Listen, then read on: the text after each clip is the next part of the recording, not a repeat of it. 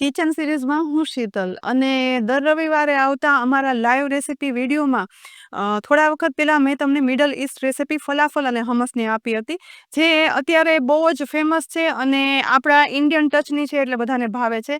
આ રેસિપી મૂકીને એટલે ત્યારે ઘણા બધા વ્યુઅર્સમાંની એવી ડિમાન્ડ આવી કે મેક્સિકન રેસિપી પણ બતાવો. તો મેક્સિકન બધી રેસિપી આવશે. આજે આપણે શરૂઆત કરીએ છીએ અમારા ફેસબુકના રેગ્યુલર વ્યુઅર વૈશાલીબેન મોદીની ડિમાન્ડ ઉપર મેક્સિકન રાઈસ અને તેની કરી, જે આજે આપણે ઓરિજિનલ મેક્સિકન રીતે બનાવશું. મેક્સિકન રાઈસ અને તેની ટેસ્ટી કરી બનાવવા માટે આજે દરેક વસ્તુનું માપ બે વ્યક્તિને થાય ને એ રીતે લીધું છે. શરૂઆત આપણે રાઈસ બનાવવાથી કરીએ. ગેસની મીડિયમ ફ્લેમ પર એક પેનમાં 1 ટેબલ સ્પૂન તેલ ઉમેરી સાથે 1 ક્યુબ બટર ઉમેરી અને ગરમ કરવાનું. બટર સાથે તેલ ઉમેરીને તો બટર ગરમ થઈ અને બળી કાળું નહીં પડે. બંને સરસ ગરમ થાય ને એટલે આ સાથે અડધી ટીસ્પૂન એકદમ ઝીણું ચોપ કરેલું લસણ છે ને તે ઉમેરી અને સહેજ એવું સાતળી લેવાનું. સાથે સાથે એક મીડિયમ સાઇઝની ડુંગળી સમારી અને તેના ઝીણા ટુકડા પણ ઉમેરી દઈશ. ડુંગળી અડધી મિનિટ જ મિક્સ કરી અને સાતળતા જુઓ તો એકદમ ગુલાબી બ્રાઉન સતરાઈ ગઈ છે. તો આ સમયે તેમાં સ્ટીમ કરેલા અમેરિકન મકાઈના દાણા, લાંબા ટુકડામાં સમારેલ કેપ્સિકમ, રેડ બેલ પેપર અને યેલો બેલ પેપરના ટુકડા ઉમેરી દેવાના અને મિક્સ કરતા જઈ અને લગભગ 1 થી 1.5 મિનિટ જેવા સાતળવાના, જેથી તે અધકચરા સતરાઈ જાય. અહીં આ બધા જ ઉમેરેલા વેજીટેબલ છે ને તેનું કોઈ પર્ટિક્યુલર માપ નથી. પસંદગી પ્રમાણે તે વધારે કે ઓછા ઉમેરવાના. એ પછી આ મેક્સિકન રાઈસનું ખાસ ઇન્ગ્રીડિયન્ટ એટલે કે બાફેલા રાજમા ઉમેર. મેં અહીં મીઠું ઉમેરી આ અડધો કપ રાજમા બાફ્યા હતા તે ઉમેરી દઈશ અને તેને પણ વઘારમાં અડધી મિનિટ સુધી મિક્સ કરતા જઈ અને સાતળી લેવાના. તેની સાથે જ અહીં મેં 3 મીડિયમ સાઇઝના ટમેટા અને 1 મીડિયમ સાઇઝની ડુંગળીની પ્યુરી બનાવી છે, જે 1 કપ જેટલી છે તે સાથે ઉમેરી દઈશું. મસાલામાં અડધી ટીસ્પૂન ચીલી ફ્લેક્સ, અડધી ટીસ્પૂન ઓરેગાનો, અડધી ટીસ્પૂન કાળા મરીનો પાવડર અને અહીં ઉમેરેલા વેજીટેબલ્સ અને ટમેટાની પ્યુરી છે ને એ પ્રમાણે એટલે ફક્ત અડધી ટીસ્પૂન જેટલું જ મીઠું ઉમેરશું. તેની સાથે કલર માટે અડધી ટીસ્પૂન કશ્મીરી લાલ મરચું પણ ઉમેરવાનું અને હવે ઉમેરેલા મસાલા છે ને તે આ વઘારમાં પ્યુરી અને વેજીટેબલ સાથે મિક્સ કરી અને થોડા એવા સાતળવાના. લગભગ 3 થી 4 મિનિટ સાતળ્યા પછી અહીં હવે ટમેટો પ્યુરી વેજીટેબલ્સમાં સતરાઈ ગઈ છે અને તેમાં પાણીનો ભાગ છે ને તે પણ બળી ગયો છે અને કિનારી પરથી તેલ ફૂટી ગયું છે અને એકદમ લાલ સરસ કલરનો મસાલો તૈયાર થયો છે. તો આ સમયે અહીં મેં 80% જેવા મીઠું ઉમેરી સ્ટીમ કરેલા ભાત છે ને તે લીધા છે. અહીં ભાત માટે ચોખા છે ને તે બાસમતી જ વાપરવાના, તે પણ સાથે ઉમેરી દઈશું. એ પછી ગેસની ફ્લેમ છે ને તે મીડિયમ કરી દઈ અને ભાતને આ વેજીટેબલ વાળા વઘારમાં હળવે હાથે મિક્સ કરવાના છે. 80% જેવા આ ભાત બાફેલા હશે ને તો તે બફાઈ પણ ગયા હશે અને જ્યારે વેજીટેબલ સાથે મિક્સ કરશું ને એ સમયે જરા પણ ટુકડા નહીં થાય અને આખા રહેશે. મસાલો પણ સરસ ચડી જશે. વળી પરફેક્ટ 80% બફાયેલ આ ભાત છે ને તે વઘારમાં ઉમેરી સતરાવા સમયે આવું એકદમ ક્રેકલિંગ સાઉન્ડ આવશે ને તો તે પરફેક્ટ મેક્સિકન રાઈસ બન્યાની નિશાની છે. આ સમયે ઉપરથી થોડું એવું ખટાશ માટે લીંબુ ઉમેરવું હોય ને તો ઉમેરવાનું, પરંતુ મેં નથી ઉમેર્યું. બધું મિક્સ થઈ જાય ને એટલે પરફેક્ટ બનેલા મેક્સિકન રાઈસ ઉપર સમારેલી કોથમીર ઉમેરી દેવાની અને થોડું એવું મિક્સ કરી અને પછી બનેલા આ મેક્સિકન રાઈસને ગેસ પરથી નીચે ઉતારી લેવાના.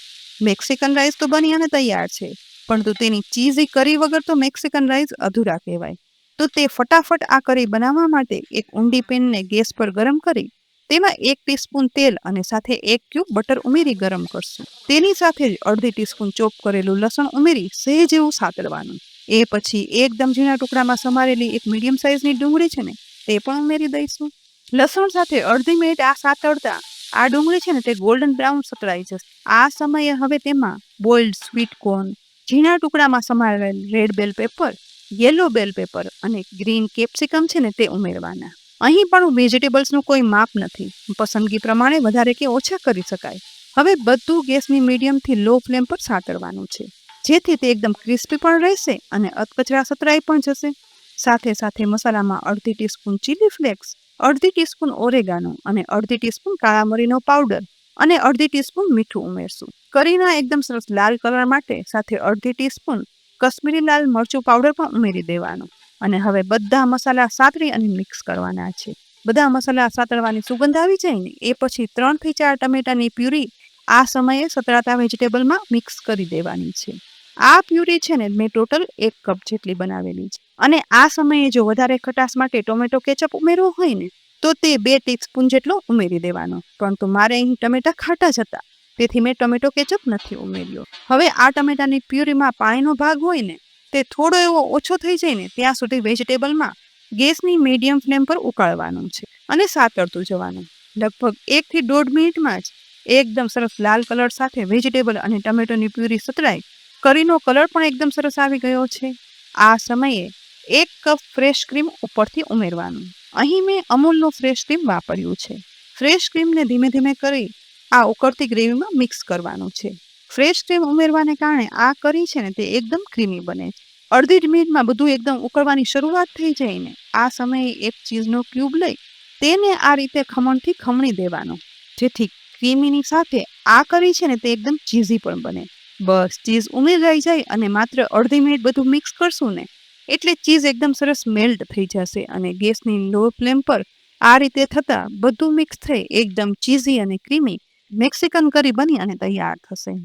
અને આજે મેં તમને અત્યારે મેક્સિકન રાઈસ અને આ મેક્સિકન કરીની રીત બતાવીને તે એકદમ ઓથેન્ટિક છે. હવે આ બનેલી ચીઝી ક્રીમી મેક્સિકન કરીને સમારેલી કોથમીર વડે ગાર્નિશ કરી દેવાની અને ગેસ પરથી ઉતારી લઈએ. અને તૈયાર થયેલા મેક્સિકન રાઈસ અને આ ચીઝી કરીને હવે આપણે સર્વ પણ કરી લઈએ.